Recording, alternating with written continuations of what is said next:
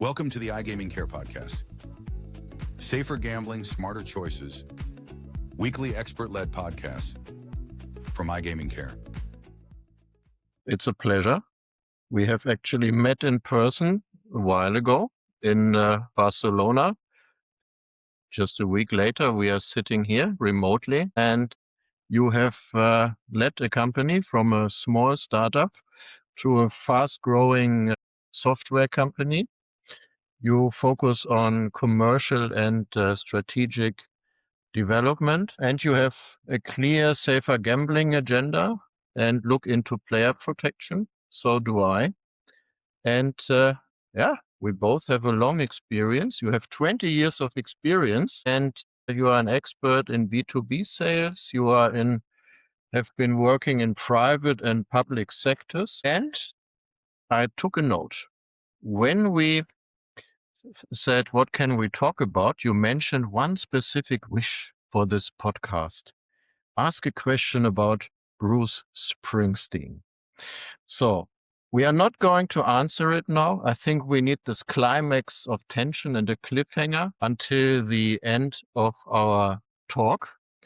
But I would like to ask you a question. We met last time when it was about a gambling conference.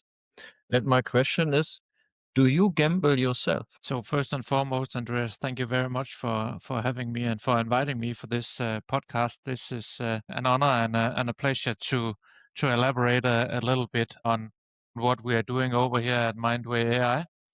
It's correct that I have been working in the tech industry in the past, and actually now that led into combining tech experience with growing Mindway AI. I guess we'll get back to that, but to answer your specific question, whether I do gamble or not, I gamble, but very rarely. I'm a huge football fan, so every now and then I bet on a game with my favorite team here from Aarhus. Currently, we are doing very well at Aarhus as we are Herbstmeister in Denmark. So let's see how it turns out. I do not want to jinx anything. However, it would be nice to put something in our very starving trophy closet. And here I'm referring to the Aarhus local team, AGF, and not Mindway AI. Also, every now and then, a bet on Denmark national football teams games as well. I think that's about it. For me, it's not at all that I am in any shape or form anti the services our customers provide. I do think, though, on the other hand, I'm potentially slightly affected by some of the things we inevitably see in our work in enhancing player protection. So you do sports betting, if I got that correctly. Yeah, very, very rarely on casinos, despite that I'm actually at quite a few casinos over a year for gambling events. I work in that industry. I work for an affiliate, so we send traffic to operators. But personally, I don't feel the thrill.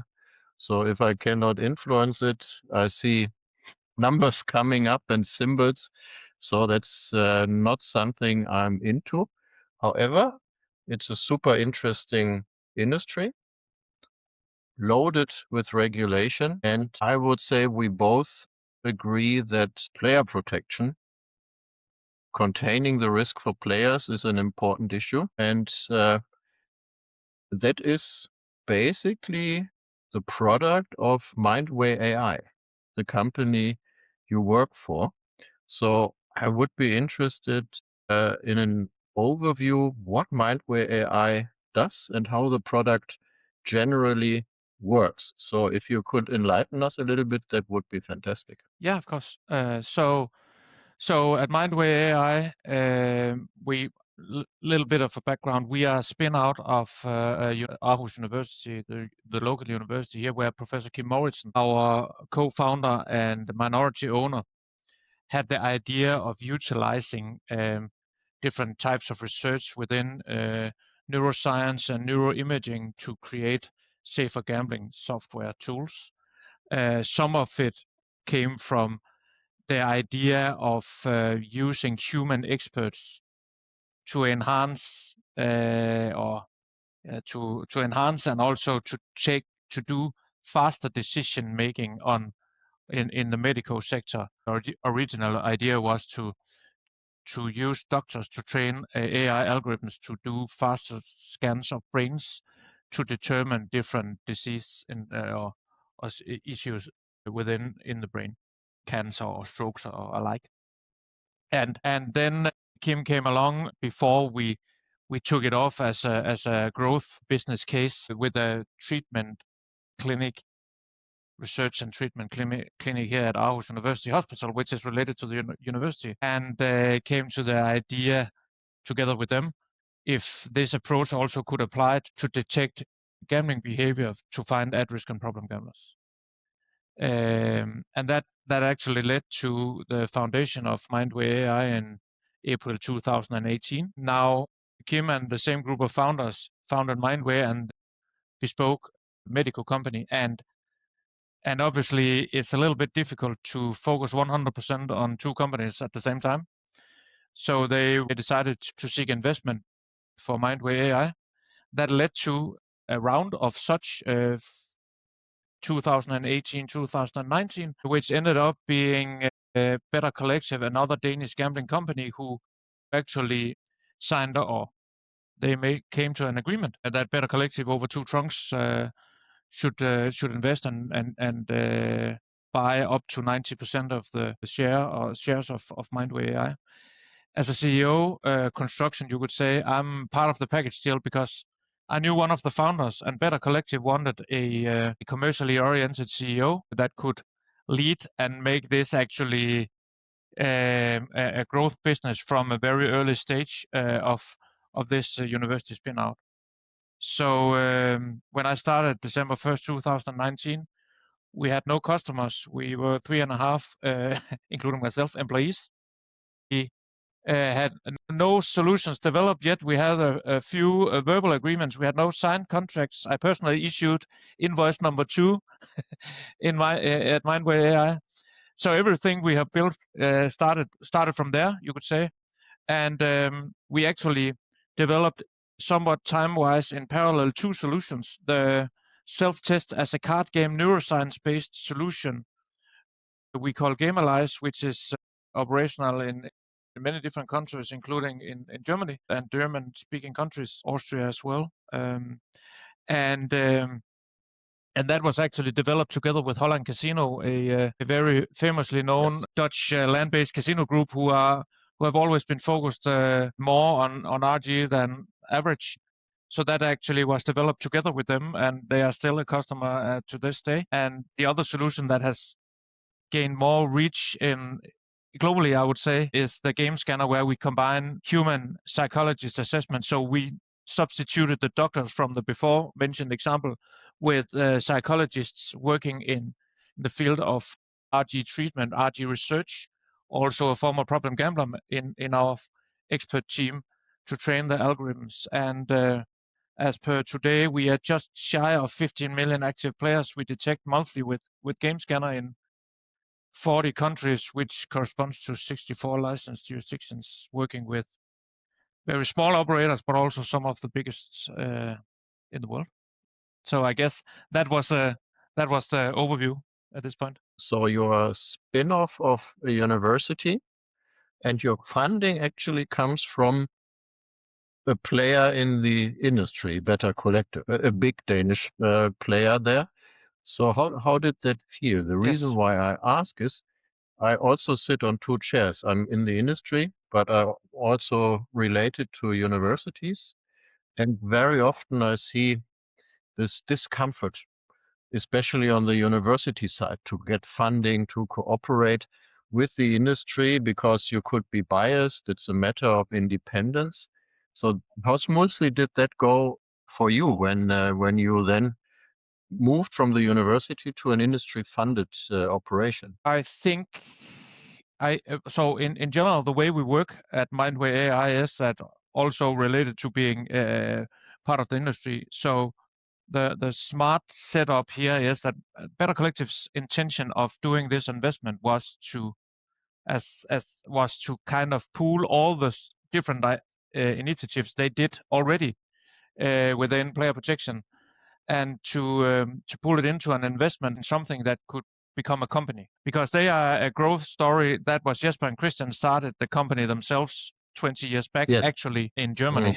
Despite they're from Denmark, the first company in the group was actually a German company. This has changed since, and now it's a Danish and Swedish stock listed on Nasdaq, Stockholm and Copenhagen. Anyway, the idea of this investment and the construction is to separate it. So they are a very supportive and always supportive investor.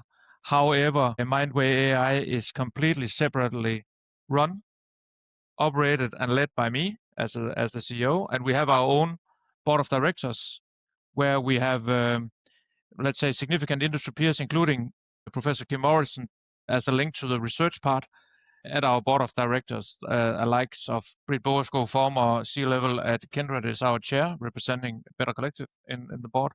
Former Director General of the Danish Gambling Authorities, Birgit Sand, and European iGaming consultant and events organizer Willem van Oort is our board of directors. So that whole idea of having this as an autonomous unit that can take it from zero to something more was the whole idea behind the whole philosophy behind this investment, and then support in the best way possible as a part of the group where we do our Mindway AI business is a completely different business and business model and everything than what Better Collective does. Very nice general Danish tech development example I'm very often referring to when I compare this is one of our major banks some years ago told a group of techies to rent an office somewhere else and come back when they had some unique they have developed. Then a couple of months later, they came back with what was considered initially as a marketing gimmick called mobile pay. Now this company has been spun off, this big bank. In the meantime, it started as a marketing gimmick that you could transfer money peer-to-peer from mobile to mobile phone in Denmark. This has now turned into a multi-billion Danish business from that as, let's say, autonomous development department. And I think the whole opportunity is that the idea of such innovation created in big organizations where you have all sorts of boundaries and things that is potentially ultimately killing innovation, and the whole parallel to have this kind of autonomous innovative business and tech development outside of the remits of big organizations is something to be aware of for investors. And to the other part of your comment or question, our connection with the university. I think that in Denmark, as you may know, Denmark is apart from other parts of our kingdom, we do not have really materials in our soil. We have a country of 5 to 6 million people and 30 million pigs. So that's kind of it.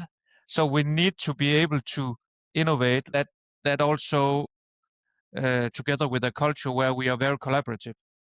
To an, in my view, easier opportunity for a company like us, who also do player protection and compliance and tech solutions, to work with both our local Aarhus University, but I also see that universities elsewhere have interests in having conversations with us and potentially also do something with us both now and in the future. And we have some interesting upcoming plans in that regard, actually. Because we in our DNA, we are science-based, we are spin out of our a university also. If you want to start something agile, fast, you have boundaries when you do that in a big established organization. So I totally agree. The best way is to spin it off, let those guys do whatever they think they should do, forget about rules, and accept that new things come with a risk. If you don't do it, or if you need 8 signatures for every decision, you lose before you start. What I'm very interested in is, how do you actually identify players who could run into problems?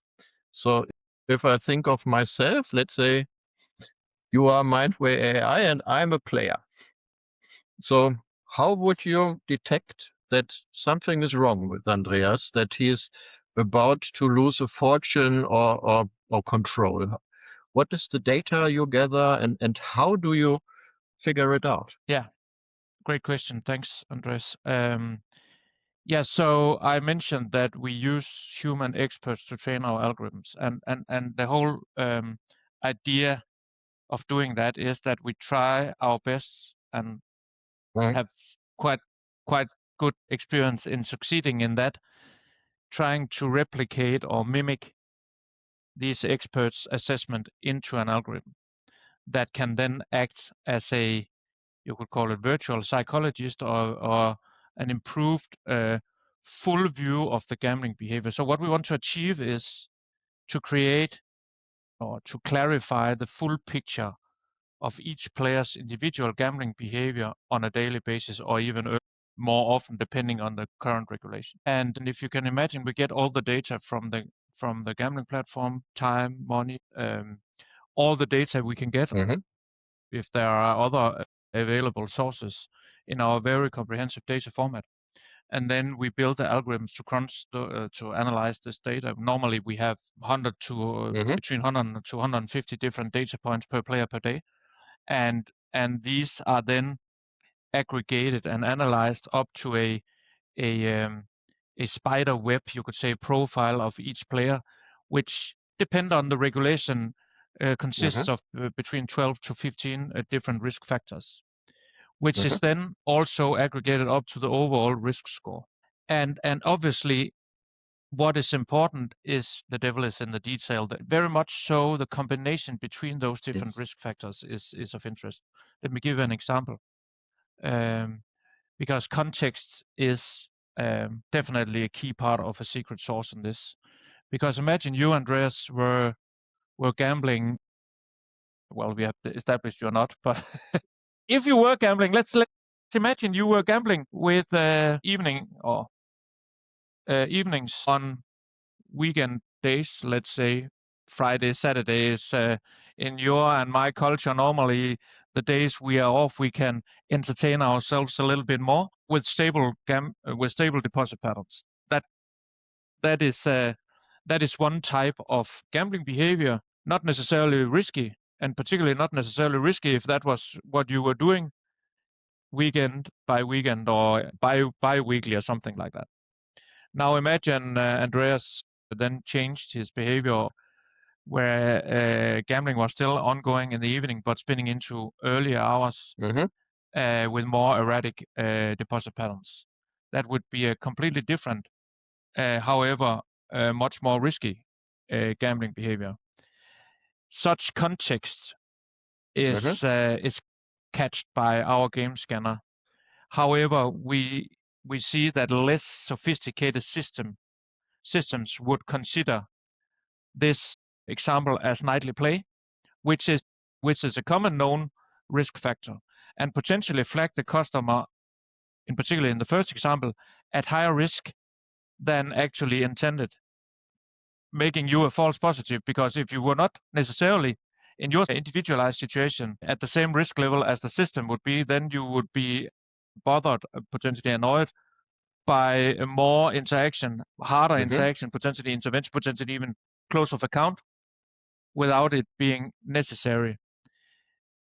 I'm referring to the false positives. Obviously, you could have a situation where the less sophisticated system actually were not aware of the erratic deposit pattern, meaning that you were potentially partly a false negative, so it wouldn't catch you and interact with you at the risk level you were. If that makes sense, if I take these two examples and correspond to false positives and false negatives in these situations. So for us, it is very, very important that we try our best on a daily basis, which is actually what we thrive for. We actually find it really fun and nice and a very meaningful job to create the most effective, most accurate algorithms, because on both sides of the accuracy point is it actually an issue when it comes to interacting with the players, because behind the data we have in the systems, behind all customer IDs, there are humans behind it. There are human destinies. There are families that can get help by what we detect and support operators. to decide upon and interact from. Out of curiosity, for how long would you have to observe me? If what you would find an unusual pattern, for example, so does that mean I have to play quite regularly over a certain period of time, or within 2 weeks you would figure out now he goes mad? Yes. So it depends a little bit on where in the world we are and what we have deployed with the specific operator. However, we have a pre-trained model that is also trained by experts where we have aggregated all our trainings. That means that that is ultimately trained on the solutions that provide these 15 million active players. We are able to provide a solution that can track the gambling behavior from day one based on that model. And that means that we can track the real-time stuff if that is also a regulatory requirement. So the most simple things right away. We have a model in place that also looks into your daily gambling intensity. So we create an intensity score that is also used for, let's say, to measure whether an interaction or interactions are actually effectful or not immediately. The long-term model starts developing from day one. However, as widely recognized in science, the full window of a long-term behavioral change is normally considered 92 days. But if it is increasingly risky, obviously, we do not wait until 3 months of risky behavior have happened until we flag it. So that will be building up with less certainty early and more certainty as you go along. I would like to better understand what makes a player to be at risk.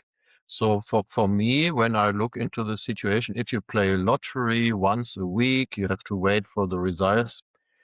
The gambling addiction risk is relatively low. That's what I understand from literature. And if you are moving closer to a behavior where you are a problem gambler, you have two effects. You want to put more at stake and faster. So the frequency is going up. And is that a pattern that you see? So that you have something like an exponential curve. You play for a while, then it starts being a bit more aggressive, and then towards the end it goes through the roof. And then you red flag the player. Is that a typical thing? Can you talk a bit about the pattern that occur?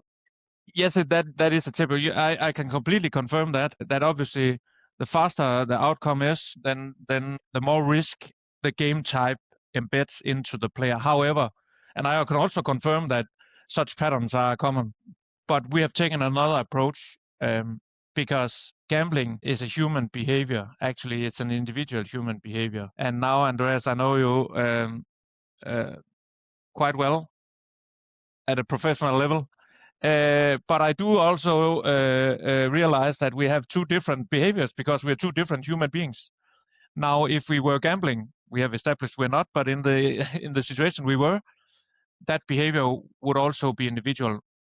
And actually, if it was risky, our risky behavior would be individual. Despite we could have similarities in our patterns, not 100%, right? It's kind of, I wouldn't call it compare it with the DNA, but it's kind of the same idea that it is individual. Our approach is actually capable of to clarify that individual behavior much better than the typical threshold rule-based approach where you say if you spend more or less time, money, or in a combination of such, we even see that in some regulation in some countries in Europe, then you are considered at risk, which creates so many false positives that you cannot really see the needles in the haystack. Where we support the idea that we try our best to clarify the individual pattern, and then think of some of our customers, many million customers in one market only per day, the individual pattern, and act and interact upon that, if that makes sense. But I agree with you when you refer to the game types. Well, lotteries less risky. They also have Keno, so they also have faster outcome games than draw once a week or yearly. I think, though, that lotteries have another related challenge, because in many places where you have lotteries that covers a country or a region, or as in Germany, a Bundesländer or other geographical area, those lotteries have all players Yes. in that jurisdiction most often, and typically also all the people who are playing and gambling, and so they will inevitably also have all the problem gamblers. So despite that lotteries, in all fairness, are not the most risky game types, and many lotteries don't consider themselves as such, they still do have problem gamblers in their customer databases. We know that. So this is also why it could make sense. And also in combination, many of those lotteries provide other game types that are more risky, sports betting, even casino in some jurisdictions. Also, when I look into who are vulnerable groups, very often young, less educated, low-income men are determined as vulnerable groups. Do you have such data? So my thought is you get data from the operators, you see how often someone plays and so on. But do you have any personal data apart from an identification number? Would you know how old people are, what their limits are? Yeah, so we have created this as a Danish company, Danish registered company. We are also working with GDPR and other data protection measures elsewhere in the world. You have something similar in the US. So from day one, or actually embedded in the software we have built, is that it is pseudonymized. So we do not know who the player is. We know the customer ID, we know the gender if the data is available, and we know the age if the data is available to us. Most often it is. So yes, the most vulnerable group, as you say, I would even say, we don't know the education level, but we can still see that the boys from 18, even potentially below, however, we normally do not have underage data here in Denmark.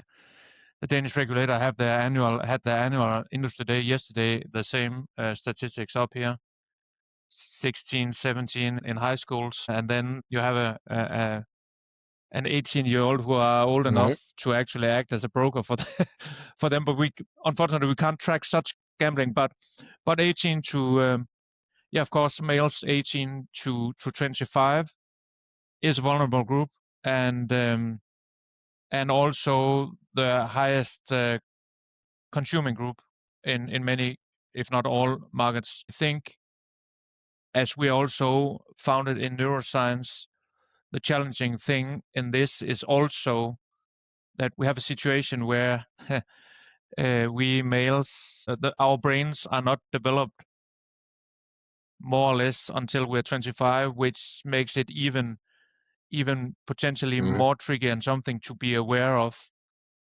which is why this particularly vulnerable group and the biggest customer group should potentially be handled differently or handled with care. We also see other, also in research, considered groups of potential vulnerability. One that I remember very clearly, because I was very surprised about that: women 40 plus and slot machines. Yeah, so obviously handling these specific groups is part of the systems we provide. We can even, to a very large extent, create analysis for the operators for them to dive into specifics. Let's say, could loss chasing behavior compared to the rest of their customer database, then they can create specific messages around that, create more monitoring around it, more awareness. And the whole point in doing this more individualized is also the opportunity for us to provide analysis that confirms to the operator this much earlier. So it's not necessarily the case that a customer in our system is yet flagged as blood red. Could also be that you have this situation where you go from green to light yellow or light amber in this traffic light analogy we have in our system.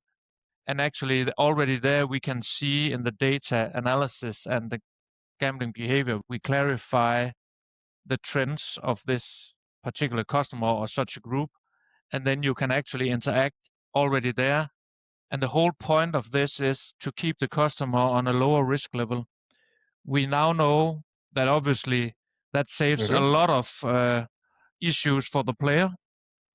It saves a lot of ultimately treatment costs, depending on the social welfare system. But since you are from Germany and I'm from Denmark, that's a public, quite a huge, costly affair. You keep the customer with the operator as a happy and safe customer, like a lane keeping assistant, and we can actually also document that lifetime extension, in contrary to spin out of control, to self-exclusion or close of account and treatment, is so much larger than the shorter term gain you have with a customer that spins out of control.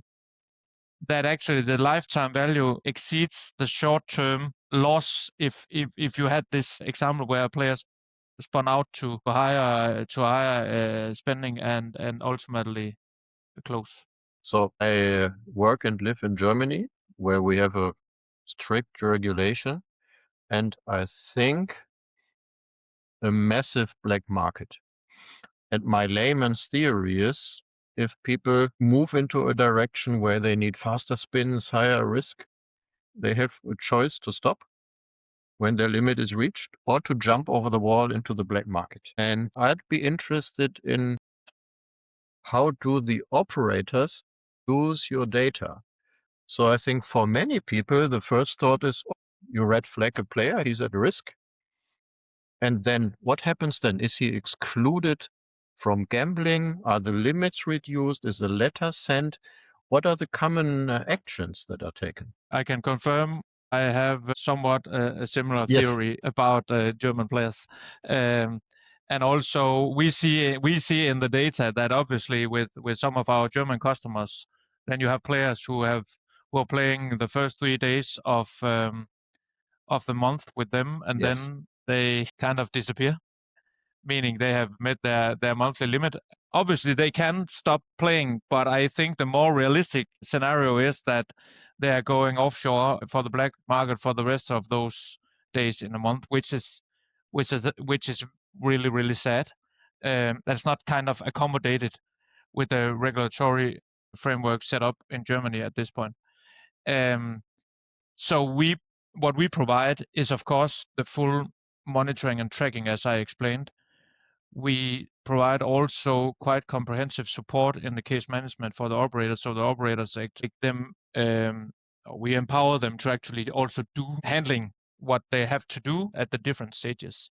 The typical recommendations when it comes to interaction and ultimately intervention with customers are unfortunately very under-researched at this point. However, we are pragmatic people, and we do not think that just the fact that it hasn't been researched should lead to do absolutely nothing. I hear that very often, that due to the lack of research, we wait. We think you should act anyway. And we have recommendations in place. We have, you could say, earlier stages could be more general awareness topics, could be even individualized, more aimed messages around, we see this in your data, be aware, could be more individualized messages, could be referring to setting limits, test your gambling behavior. We have our self-test for that. You could do other types of self-test, say for gambling tools in general. And then as it grows more and more risky, obviously, potentially a more and more direct communication could be created. And ultimately, the normal way of handling this is at some point, again, this is highly related to local regulation, where you in Germany and in Switzerland, as I recall it, have an outline document called the Social Concept, where you have outlined your whole full interaction and intervention policy. You have similar elsewhere, more or less outlined in the regulation as well. However, it's quite common at some point, the customer service agents or who handle the RG operational stuff for the operator is calling the customer, and that of course can be even more personal, direct awareness. Ultimately, that can lead to referral to treatment referral to self-exclusion, or in some countries that you have to close the account. For instance, that's a requirement in Denmark. At some point, if you think we do not expect that this risky behavior can change, which is likely also at the point where the addiction potentially have been started developing, if not have been full flourished developed. So that's the whole staircase or step model. When I talk to people who are not so much into this gambling and responsible gambling thing, the first thought is somebody is at risk and he's blocked. He cannot continue. But that is not necessarily the case. You inform him. So it's also a financial matter for the operator, of course.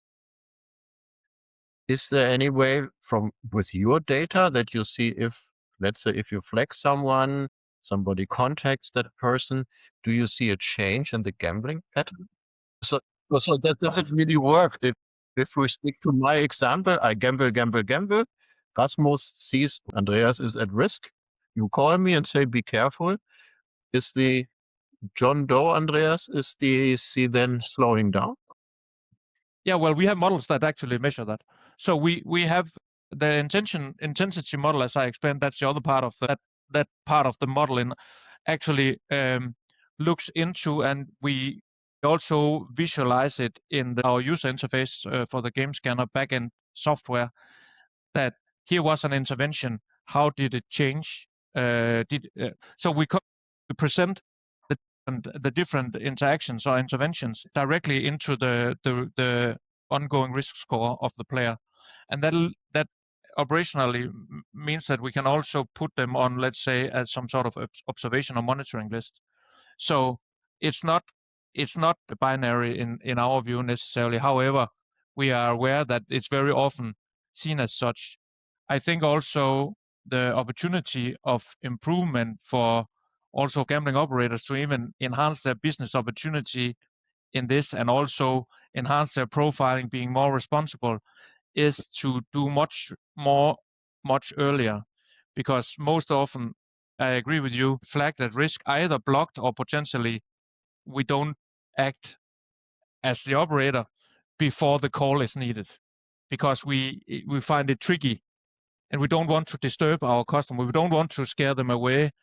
Also, it's very often founded in a, let's say, more old-fashioned view where these detection systems steal my revenue. But I just explained earlier that actually we see, and we have operators publicly confirming this, that the lifetime expansion, and due to that, the lifetime value expansion is so much bigger.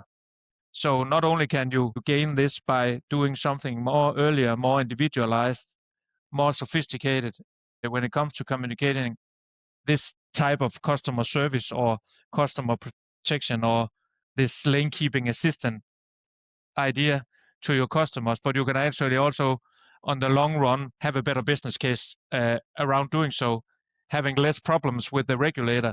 If you have, if the customer is spinning out of control, you can even document that you did something. And if you get a lawsuit from the customer, you can also document that actually I sent you this letter this day, I called you. The whole operational documentation is, of course, of relevance for documenting to whomever would ask about how you handle such, and we support this in the system. But of course, we also have ideas. I think for us, it's very important to be part of increasing the standards of all this, but also in particularly, and we have already plans outlined for the near and mid future, I would say, to do much more in the area around interactions, because the more we can support this also with new technology and new also more research to meet the issue that it is under researched. That is definitely also where we think we can enhance and do a even bigger difference in our mission of enhancing player protection for the gambling industry. And I think also personally we have an obligation as a leading provider in enhancing this. We are also on the same page. So we all make money out of this industry, but I strongly believe if you do not support a good reputation in the licensed legal market, you have no chance. I think that's the asset that you have, that you play fair and that you care for your customers. And that brings me to a section of the industry where I sometimes see a discrepancy. So when we work in the online business, you have all this data, you can track it.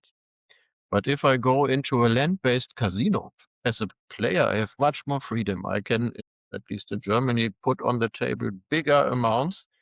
And I would assume there's not such a system like yours in place where behavior is tracked and red flags are raised. Or am I missing it? Are you also working for land-based casinos somehow? How does it work? Yes, we entered the land-based sector. I was about to say almost nearby, meaning in Australia. So we have a partnership with Crown Resorts in Australia. Obviously, before entering the land-based sector, we had two issues, and you are pinpointing both of them.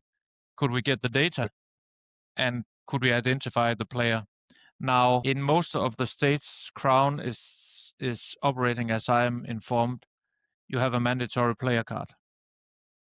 We've also done a POC that looks like it will materialize into an agreement with a European casino group in a country where there is a mandatory player card in land-based casinos, obviously. Then we have the identity of the player. Obviously, you have game types in land-based casinos at this point in time that are not generating data, but actually most are. And we see from this preliminary work we have done that even in land-based casinos, you are moving from analog game types to virtual game types. For instance, slot there's a movement that players just do not want the analog roulette product anymore, but they want the casino experience, so they go to the virtual roulette, and the main reason is the theft of chips, for instance. Over time, I think both of these issues will needed to be solved one way or the other. Now, the data generation on all the game types that are not generating data at this point, which is typically the analog tables, cards, or wheel tables, whereas all other game types in the casino, slot machines and virtual machines and VLTs create data, which is sufficient for us. That will likely be solved with new technology, either from surveillance or from RFID technologies, because that is also related to the lack of ID of customers. In the long run, you have, for instance, here in EU, money laundering regulation in place, and for that obvious reason, despite that, I know that land-based feedback is that, yeah, but we have a dealer, correct? But again, that could be some of the issues. It could also be that actually an increased focus on player protection would be a combined driver with the other one, that more identification of players in land-based sector would happen in the longer run. I have to say, when it comes to data generation, I have seen a smart table, fully 100% smart table that generated data on everything in place. That was a baccarat table I saw with the provider in Las Vegas. Quite amazing, actually, quite amazing. So I do understand that it is a significant investment for the land-based industry, but I would anticipate that for other reasons, operational purposes also, that in the longer run, also the current analog game types would be data generating in the future. I recently talked to someone who is responsible for running land-based casinos, and we had an interesting discussion because when we advertise, let's say, online slots, you have a spin limit of €1, and we have all things in place like you provide. But in a land-based casino, I can put €100 per spin or put €1,000 on a roulette table.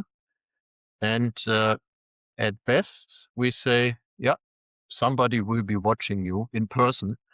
But at least in Europe, in Germany, we don't have, let's say, a statistical neuroscience approach for that. So it's completely different. And basically, if it comes to, let's say, the scientific approach, it's unprotected in land-based casinos, isn't it?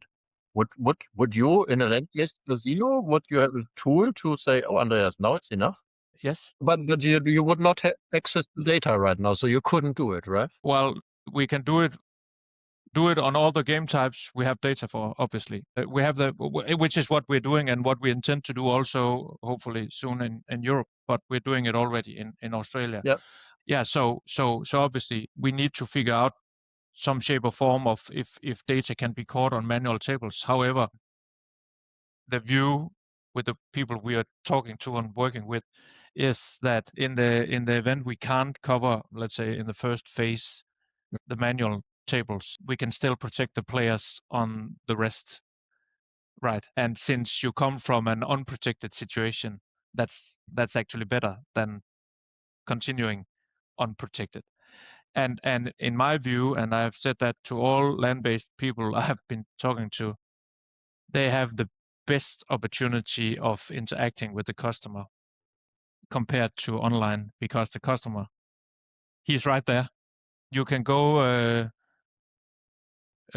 poke the shoulder, right, or whatever the approach is right away, and avoid these huge, let's say, spin out of control situations. Since your analysis is relying on data, and let's say if I'm a critic and I tell you, how do you find out false positives and false negatives?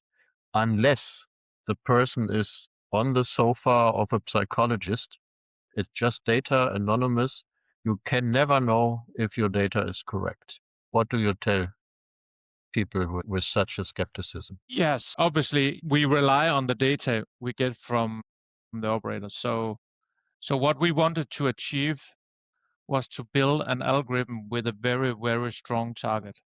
We saw in the preliminary work that the typical way of doing this was to outline these rules or thresholds, which is significantly higher volume created of false positives and false negatives on the same type of data. We saw AI solutions were based on trying to predicting, or based on targets like self-exclusion, self-assessment, or changes in behavior. Neither of these, despite their great tools respectively, when it comes to a wider player protection in the safer gambling toolbox, they're not, in our view, sufficiently significant targets for the algorithm to work properly. So we are using and we are using that we mimic or try to replicate those psychologists or our experts as the strong target for the algorithm. And we have actually GLI's test and validation saying that in 87% of the cases, our game scanner find problem gamblers like a psychologist in the treatment sector would. Then, in all fairness, human psychologists are not 100% either. So even in their clinic, they wouldn't find 100%. And it is a computer program that is intended to assess risk and give decision-making support to the industry to do this better, but obviously not to diagnose. So obviously, our software also comes with false positives and false negatives. However, our individualized approach minimizes that. So not to pretend that the world is perfect and rosy, that is the fact. However, when we combine this strong target with AI algorithms, we also find patterns the human eye would never find. And obviously that's then the benefit that comes with even false positives and false negatives for us. But we also then try to our best to accommodate this by ensuring that the models we provide to all our customers are updated on an ongoing basis. They are not self-training, and that's by purpose, because problem gambling is a sensitive matter. We think that AI for this specific sensitive matter and this individualized human behavior and handling all that, as I explained, needs to be still at this point supervised by human beings. I cannot tell if that changes, but for now, that's our view, and that's the need, because it is a sensitive matter, and it leads into something that is even more potentially sensitive if it evolves to an addiction that is to be diagnosed at a clinic. I have one more question when it comes to patterns. I have heard that let's say, the risk appetite of players also massively depends on age. And to give you an example, what I've heard and read is if you are the generation that is still using Facebook, like me, so you have a very flat curve of winnings and losses. So on a roulette wheel, you would say, I go on red, I go on black, and then I can play forever. It's a matter of statistics. While younger people do it differently. So nothing happens because they are waiting for the big win or the big loss. So they, coming back to the roulette wheel, would say, I put all the money I have on number 3, make or break. Do you see such patterns that age groups act very differently? Yeah, that is one factor. So one of them, that's why I think this question is very interesting. That risk appetite is one factor. You can also have I very often say that the risk factor in Macau, the risk appetite in Macau or in Asia, is likely significantly different than it is up here in the colder Nordics. You just mentioned all the snow you got in Germany, right? So age is a factor when it comes to risk appetite. Cultural differences can be another factor. Buying power, the typical example, buying power in Switzerland is normally considered higher than almost everywhere else in the world due to the wealth. All such factors, and that's another opportunity we have, can be taken into consideration when we train the algorithms, because in our team of experts, we have different nationality psychologists. So if there are specific things we have to take into consideration, then we build that in. And also for the record, we do not instruct, of course, how to assess a risk level of a case that we ask the psychologist to assess. But we give them as much input, and we take into consideration wider, more macro factors, you could say, in cultural differences. Could also be that there is specificalities in game types. We recently did a significant upgrade on a game type where we actually ended up with an operator who were very specialist in this specific game type, educating the experts in how the mechanics work, which a psychologist is not necessarily aware of, not to ensure, let's say, a more friendly outcome, but just to understand that when you assess this specific game type, then the risk level can be different because of those specific things that relates to that specific game type. So that's the level of detail we also build in, and that's the opportunity we can factor in to accommodate our Australian customers. We have added an Australian psychologist to our expert team, and we will do that as we grow in other regions and continents as well, because after all, it's a little easier to understand the local culture rather than sitting here in Denmark and trying to figuring out how gambling culture is on the other side of the globe. Okay. Rasmus, towards the end of the podcast, we usually do a rapid fire question Yes. thing. And I hope it works because the connection was a bit weak. But I have a few questions that are more serious and a few on the lighter side. I start with the serious ones, and I would like to ask for a one-sentence answer. So, first question. Yeah, I'll try my best. I'm not great at one-sentence answers in general, but I'll try my best. If you could change one aspect in the global responsible gambling ecosystem today, what would it be? That would be that everybody strives for a higher efficacy upon which we track gambling behavior for more individualized interaction earlier.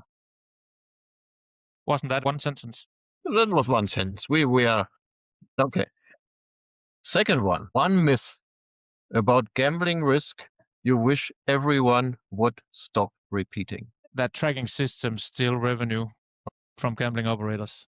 How can listeners continue the conversation or access more resources? What would you recommend if somebody wants to dive deeper into gambling protection?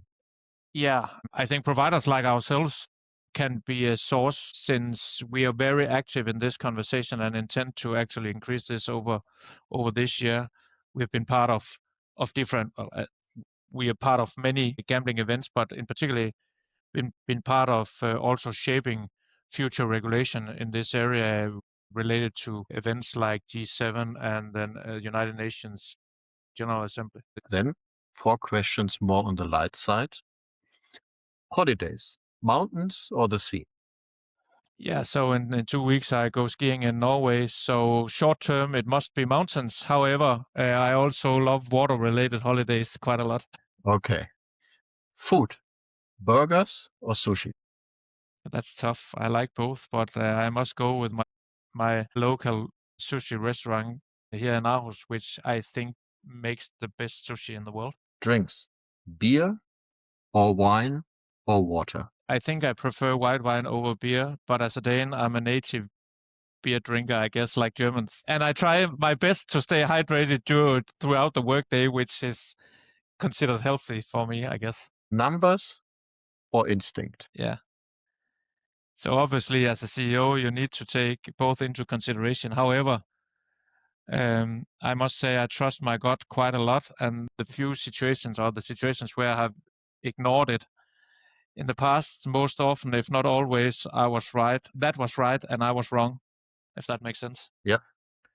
And what question about Bruce Springsteen should I ask? So I could not sleep. So did you meet your wife at a Bruce Springsteen concert, or did you play the guitar for him? What is it?